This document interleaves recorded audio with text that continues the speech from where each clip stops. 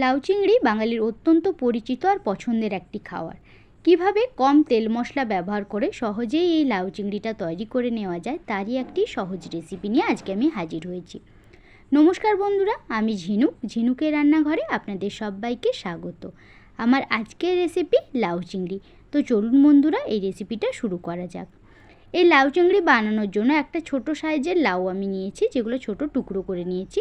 আর পেছনের দিকে সবুজ অংশটা খুব বেশি বাদ দিইনি, হালকা করে উপর থেকে চেঁচে নিয়েছি।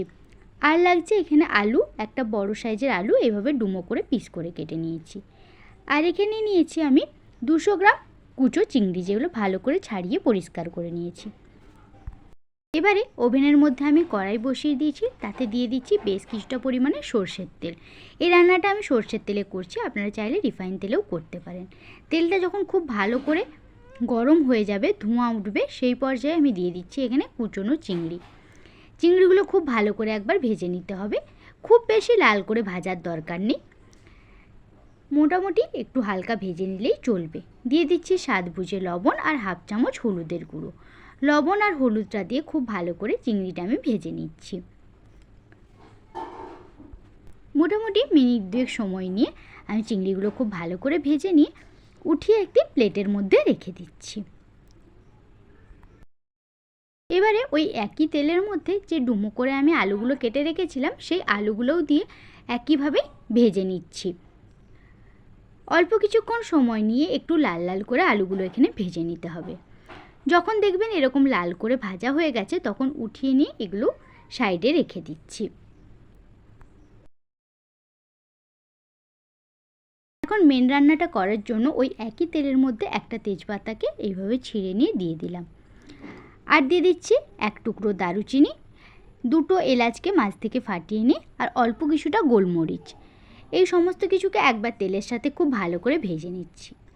যখন একটা মিষ্টি গন্ধ বেরিয়ে আসবে, সেই পর্যায়ে আমি এর মধ্যে দিয়ে দিচ্ছি হাফ চামচের একটু কম কালো জিরে।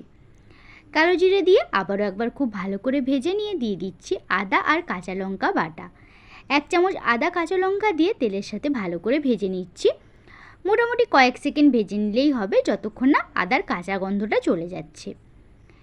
এর সাথে দিয়ে দিচ্ছি 1 চামচ হলুদ গুঁড়ো আর হাফ চামচ কাশ্মীরি লাল লঙ্কার গুঁড়ো।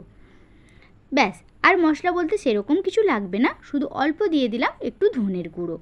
এই সমস্ত কিছুকে একবার খুব ভালো করে মিশিয়ে নিয়ে কষিয়ে নিতে হবে। আর যাতে এই মশলাটা লেগে না যায়, তার জন্য দিয়ে দিলাম অল্প কিছুটা পরিমাণে জল। জলটা দিয়ে আবারও একবার খুব ভালো করে কষিয়ে নিচ্ছি।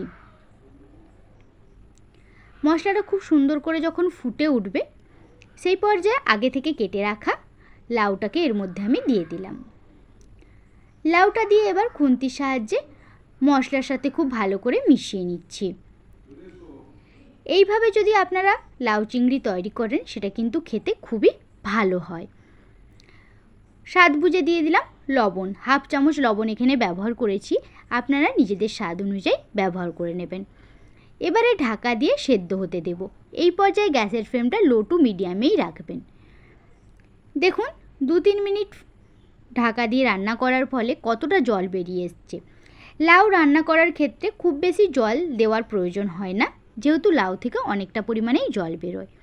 একবার খুব ভালো করে মিশিয়ে নিয়ে আবারও ঢাকা দিয়ে লাউটাকে সেদ্ধ হতে দেব মিনিট 2। ফিরে এলাম 2-3 মিনিট পরে। লাউটা এখন অনেকটাই সেদ্ধ হয়ে গেছে, আর জলটাও হালকা মজে এসছে। এই পর্যায়ে আমি এই লাউটাকে আরেকবার ভালো করে নাড়িয়ে নিয়ে দিয়ে দিচ্ছি আগে থেকে ভেজে রাখা আলুগুলো। আলুগুলো ভেজে রাখার কারণে 70% তখনই সেদ্ধ হয়ে যায়, আর বাকিটা সেদ্ধ করার জন্য এখানে আমি দিয়ে দিলাম। এবারে ভালো করে মিশিয়ে নিয়ে আবারও ঢাকা দিয়ে আমি রান্না করে নেব মিনিট 3-4। দেখুন জলটা খুব সুন্দর করে মজে এসছে। একবার খুব ভালো করে মিশিয়ে নিয়ে এর সাথেই দিয়ে দিচ্ছি আগে থেকে ভেজে রাখা চিংড়ি মাছগুলো। চিংড়ি মাছগুলো দিয়ে আবারও একবার খুব ভালো করে মিশিয়ে নিচ্ছি, যাতে লাউ যে ফ্লেভারটা থাকে সেটা চিংড়ি মাছের মধ্যেও যাতে পাওয়া যায়। এইভাবে ঢাকা চাপা দিয়ে অবশ্যই রান্না করে নিলে আপনাদের খেতে কিন্তু খুবই ভালো লাগে। এবার ওপর থেকে দিয়ে দিচ্ছি হাফ চামচ গরম মশলা। গরম মশলা ব্যবহার করলে খেতে খুবই ভালো লাগে।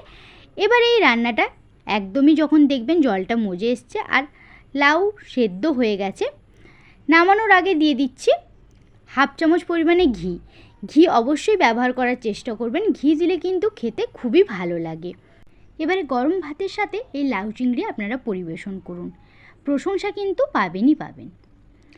কত কম সময়ে আর কম তেল মশলায় এই রান্নাটা আমি তৈরি করলাম, আশা করি আপনারা দেখতেই পেলেন।